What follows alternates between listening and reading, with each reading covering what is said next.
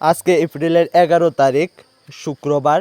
আমরা এখন টমটম দইরা আয়া পড়ছি রাধানগর থেকে শকুন্তলা মার্কেটে। তো এখানে বিশেষ করে স্পেশালভাবে রিডাকশন সেলের মার্কেট বইছে এবার চৈত্রের। তো সে কারণে এখানে কিছু কেনাকাটি করণের লেগে আমরা কিন্তু এখানে আইছি। আর আমরা ওয়েট করতেছিলাম দিদি আইব কয়া, দিদি অফিস সাইরা তারপরে আমরা সাথে আইছে। আইতে আইতে আমরা কিন্তু খাইলাইছি এদিকে মশলা সোডা। তো দেখতেছ এখানে বানাইতেছে। তো আমরা একটাই অর্ডার দিছি, এটা মূল্য আছিল 30 টাকার মতো।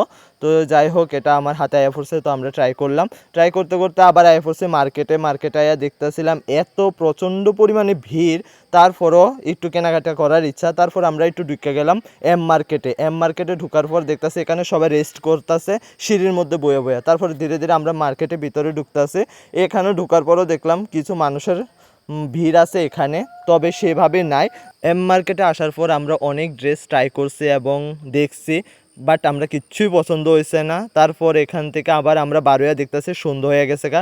তার মধ্যেও কিন্তু আমরা আবার ভিমার্টও গেছি। যাই হোক, এবারে ঘুরতে ঘুরতে আয়া পড়ছি হকার্সেও কিছু ড্রেস কেনার আছে।